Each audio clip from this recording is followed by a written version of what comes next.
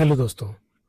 तो आज का जो वीडियो है वो FR56 रिटायरमेंट रूल से रिलेटेड है और ये काफ़ी इम्पोर्टेंट वीडियो है क्योंकि इसमें लोगों को कन्फ्यूजन ये होता है कि वो ये समझते हैं कि सरकार द्वारा नौकरी से निकाल दिया जाता है।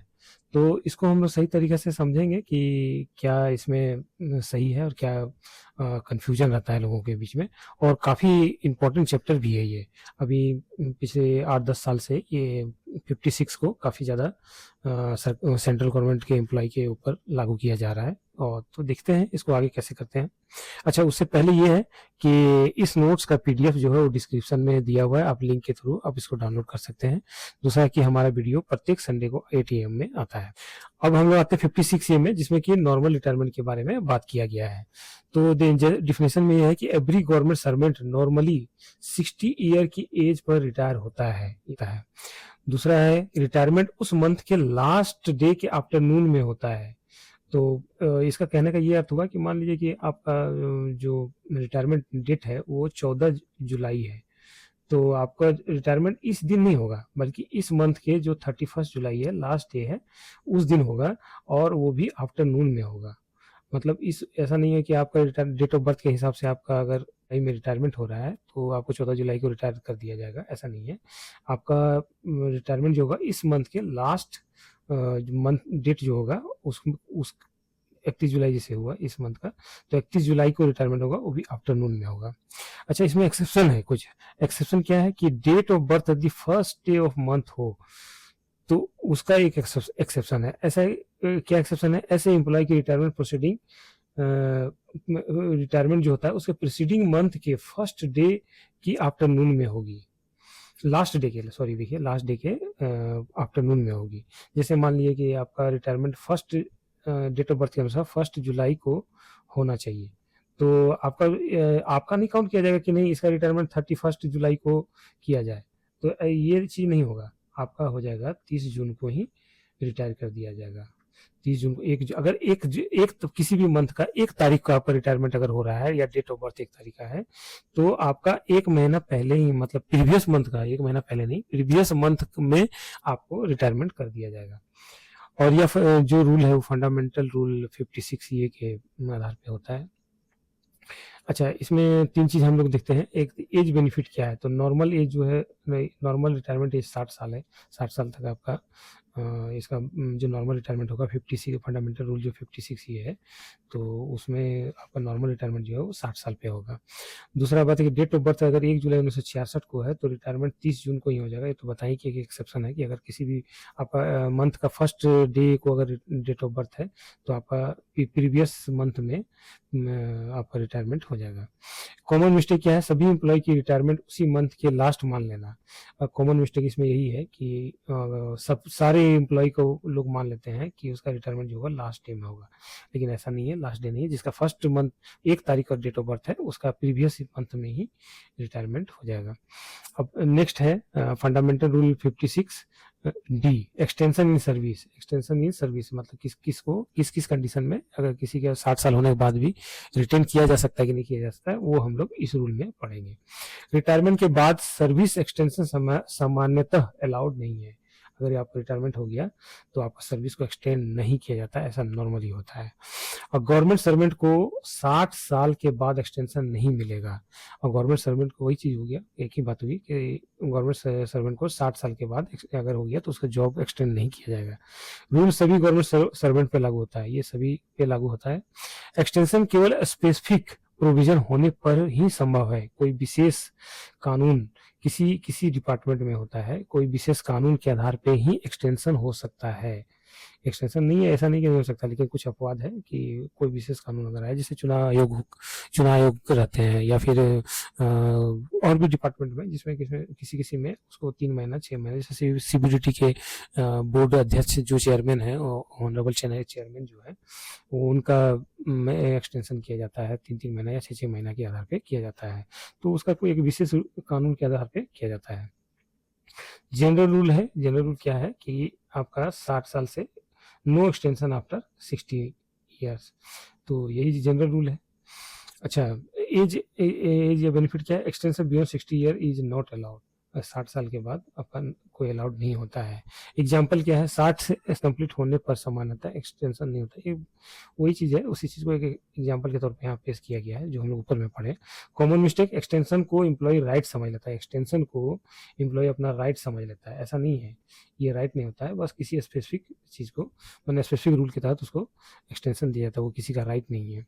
अच्छा, अब आते हैं उस सेक्शन पे, उस फंडामेंटल रूल पे जो कि काफ़ी ज़्यादा चर्चे में है पिछले 8-10 साल से काफ़ी ज़्यादा। वो है 56J1, pre mature retirement by government. Government कर सकती है इसको। अप्रोप्रिएट अथॉरिटी, इसका डिफिनेशन में है, उसको हम लोग क्या क्या है। अप्रोप्रिएट अथॉरिटी पब्लिक इंटरेस्ट में, एकदम ध्यान देने वाली बात है, पब्लिक इंटरेस्ट में प्री मैच्योर रिटायरमेंट दे सकती है। जो किसी भी डिपार्टमेंट का अप्रोप्रिएट अथॉरिटी जो रहेगा उसको पब्लिक इंटरेस्ट होना चाहिए, मतलब कि जनता के कल्याण के या जनता के इंटरेस्ट के में प्री मैच्योर रिटायरमेंट दिया जा सकता है। इसके लिए कुछ कंडीशन है। क्या कंडीशन है? मिनिमम 3 मंथ का रिटर्न नोटिस देना होगा। अप्रोप्रिएट अथॉरिटी को जिस किसी सरकारी एम्प्लॉय को प्री मैच्योर रिटायरमेंट देना है देगा, उसको 3 महीने का मैंने मिनिमम 3 महीने पहले उसको नोटिस देना होगा कि आपका प्री मैच्योर रिटर्न होगा।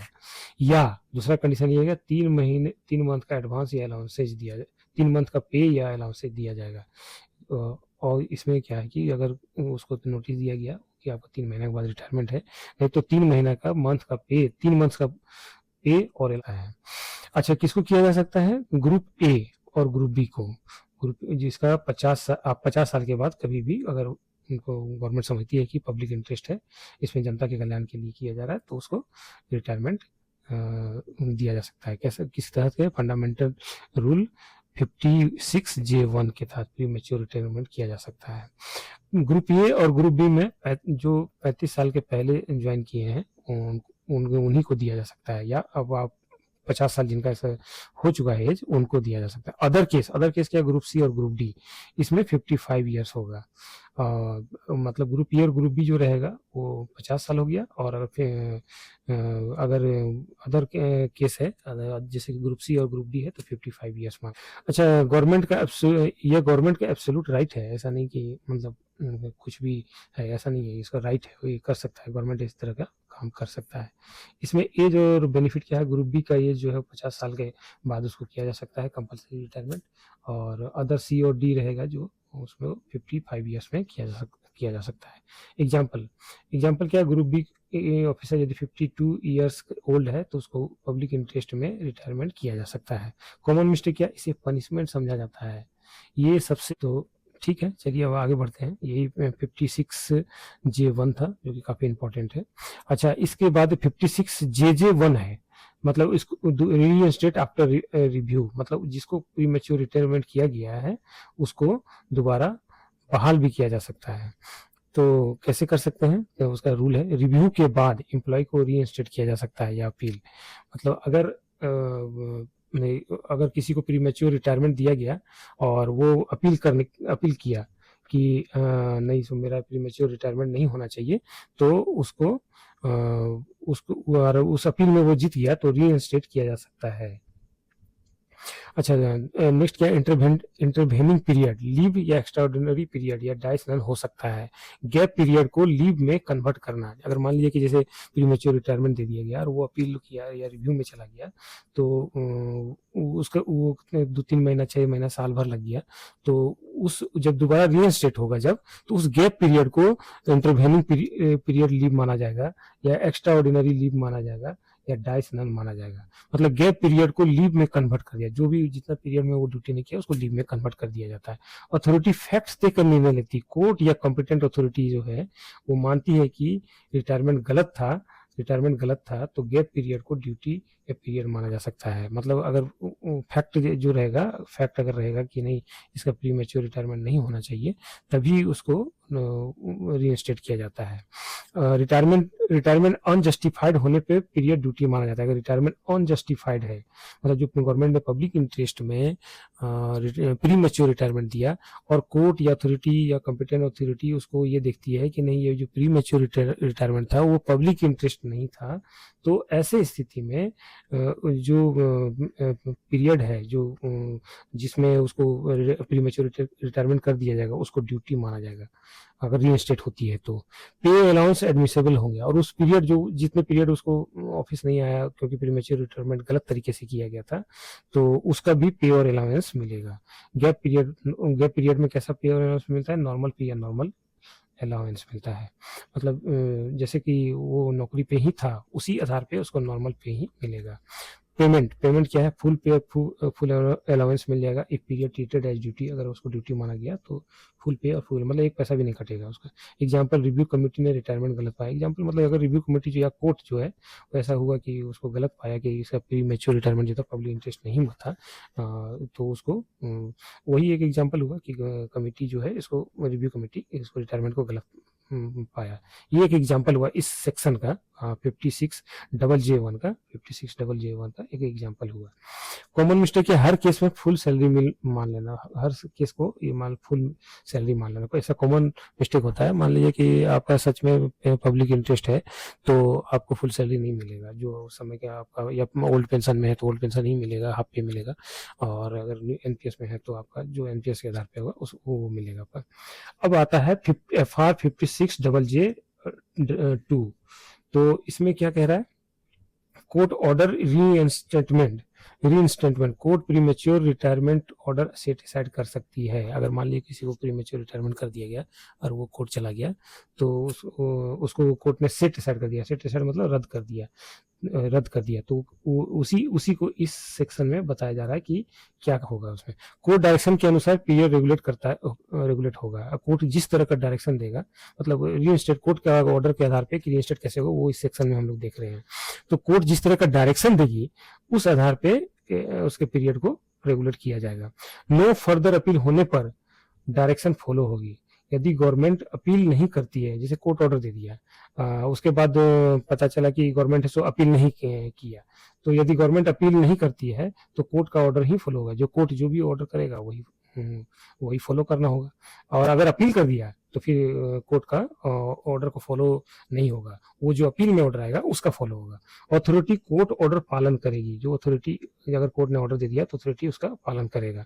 बेनिफिट्स कोर्ट ऑर्डर के अनुसार होंगे। जो भी बेनिफिट अगर मिलेगा उसके बाद तो वो कोर्ट ऑर्डर के अनुसार। कोर्ट अगर मान लीजिए कुछ कम बेनिफिट दिया तो कम मिलेगा, ज्यादा अगर देखा कि काफी ज्यादा ग्रीवियस है तो गवर्नमेंट को बोलेगा कि इसको कंपनसेट करो, तो ज्यादा पेमेंट मिल सकता है उसको उस पीरियड का जितने पीरियड के लिए उसको बाहर किया गया था। पेमेंट क्या होगा? कोर्ट ऑर्डर जैसा करेगी वैसा उसको पेमेंट मिलेगा। एग्जाम्पल क्या? हाई कोर्ट रिजिस्ट्रेट कर दिया। अगर मान लीजिए कि वो व्यक्ति को केस करके हाई कोर्ट में जाके केस कर दिया कि हमको गलत तरीका से प्रीमेच्योर रिटायरमेंट किया गया, तो वही है कि कोर्ट का ही जो ऑर्डर है उसे वही एग्जाम्पल है। कॉमन मिस्टेक क्या? डिपार्टमेंट अपनी इच्छा से पीरियड रेगुलेट कर सकता है। लोग सोचता है कि नहीं हमको निकाल दिया डिपार्टमेंट, प्रीमेच्योर रिटायरमेंट दे दिया है तो हमको मेरा पीरियड को खुद वो रेगुलेट कर देगा, ऐसा नहीं। अब आता है FR 56K1, इसमें voluntary retirement. If government servant complete 20 years, यदि गवर्नमेंट सर्वेंट अगर अपने जॉब पर अपनी सरकारी नौकरी में 20 साल कंप्लीट कर दिया, वो वॉलंटरी रिटायरमेंट के लिए अप्लाई कर सकता है। गवर्नमेंट सर्वेंट स्वयं वॉलंटरी रिटायरमेंट ले सकता है, लेकिन इसका ये कंडीशन है कि 20 साल वो अगर पूरा कर लिया तो उससे पहले भी ले सकता है, वो अलग बात है। लेकिन इसमें वॉलंटरी रिटायरमेंट 56K1 में ये बताता है कि 20 साल अगर कंप्लीट हो गया तो वो अप्लाई कर सकता है। मिनिमम 3 मंथ का रिटर्न नोटिस देना होगा, 3 महीना उसको देगा।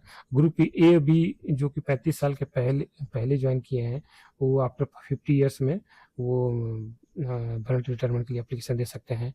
अदर मतलब सी और डी ग्रुप के वो 55 साल के बाद वॉलंटरी रिटायरमेंट दे सकते हैं। इसमें देखिए same criteria of premature retirement, या तो ये जो क्राइटेरिया है जैसा प्रीमेच्योर रिटायरमेंट में था उसी तरह का ये है। रूल के अनुसार अथॉरिटी को नोटिस आवश्यक है। रूल के अनुसार नोटिस को अथॉरिटी जो डिपार्टमेंट का अथॉरिटी है उसको नोटिस देना आवश्यक है।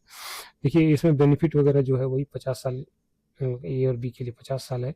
एज जो है एज है 50 साल है और अदर के लिए 55 साल है। एग्जाम्पल क्या है? ग्रुप के 51 साल में रिटायरमेंट दे दिया, मतलब 3 मंथ का नोटिस दे दिया। कॉमन मिस्टेक क्या है? नोटिस दिए बिना वॉलंटरी रिटायरमेंट लेना। मतलब लोग सोचते हैं कि नोटिस हम नहीं देंगे और वॉलंटरी रिटायरमेंट हो जाएगा, ऐसा नहीं है, इसको देना पड़ेगा, नोटिस देना ही पड़ेगा। क्विक रिवीजन देख लेते हैं एक बार हम लोग। 56A में क्या पढ़े, नॉर्मल रिटायरमेंट के बारे में पढ़े, अगर 60 साल पूरा हो गया तो।